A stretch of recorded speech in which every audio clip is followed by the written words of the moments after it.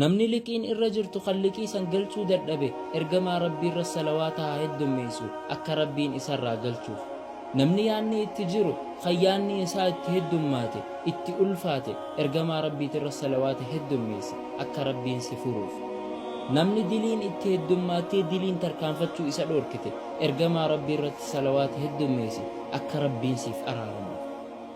maali ragaan keeyoonaan jettan gurbaa tokko ergamaa rabbiitiin dhufee yaa ergamaa kiyya ani zikrii tiyya tokko afraffaa sirratti salawaata buusaa jeen.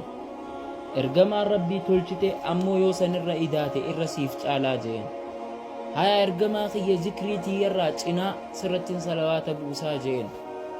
ergamaan rabbii tolchite ammoo yoo sanirra idaate irra siif caalaa jeen. haa ergamaa kiyya zikrii tiyya cufa simarratti salawaata buusaa jeen.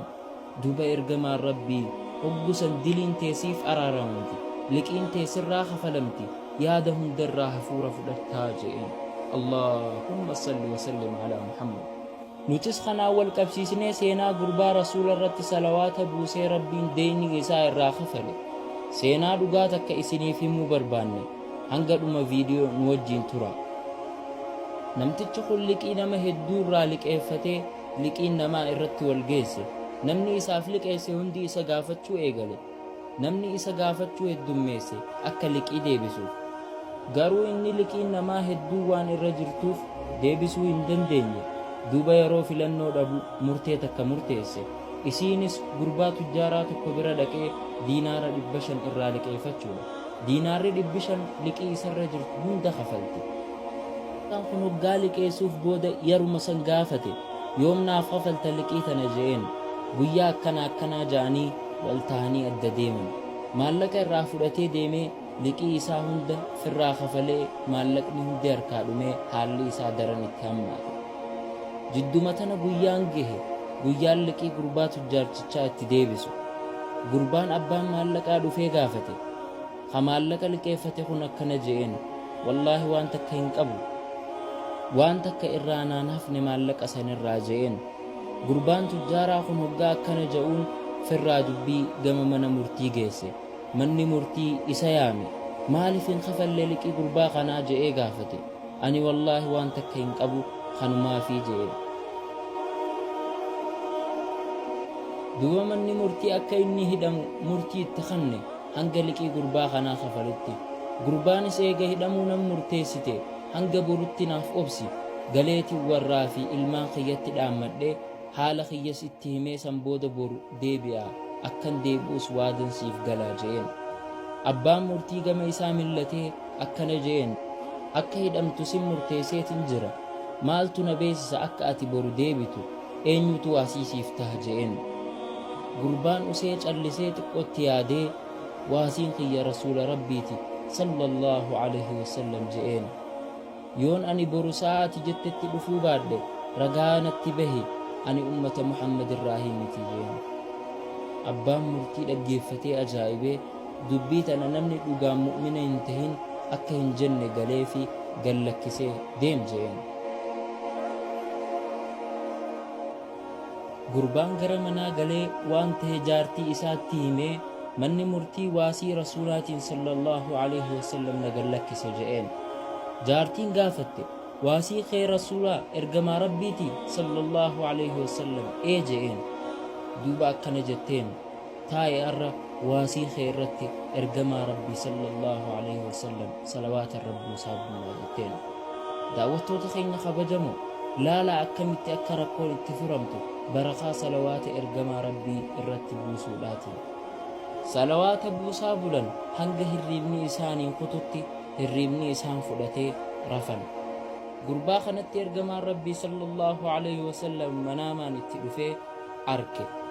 akkana jeen yaa gurbaa ganamni hoggaa gahe dukkaana abaluu dhaqe ergamaan rabbii sirra salaammata ammallee liqii gurbaa kana irra jirtu irraa kafalii abaluuf siin ja'a je'iin jeen.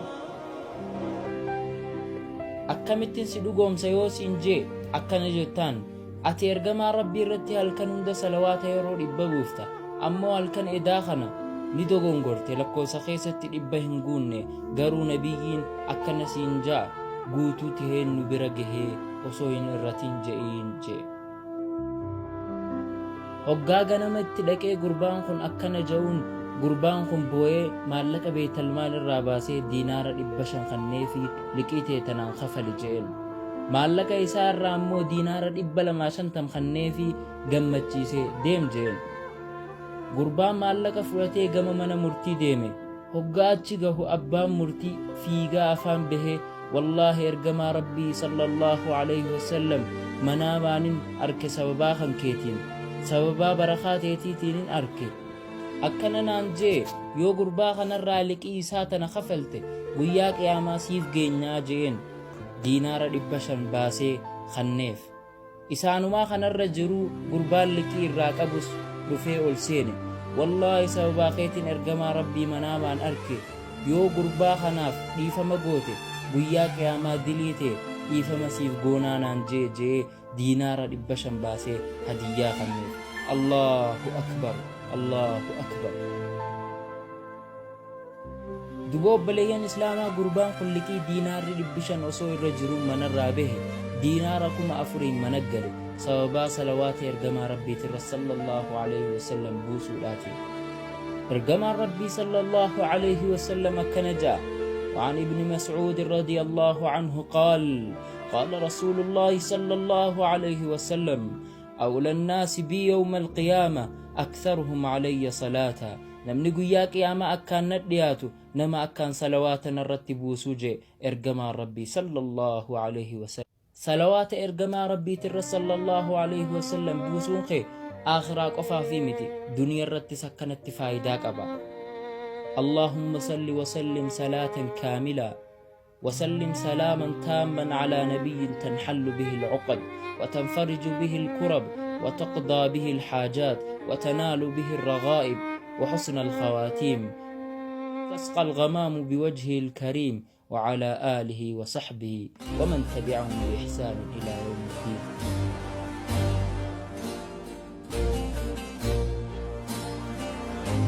daawwattoota keenya kabajamoo viidiyoo tanarraa akka barnoota guddaa fudhattan abdii guddaa qabna.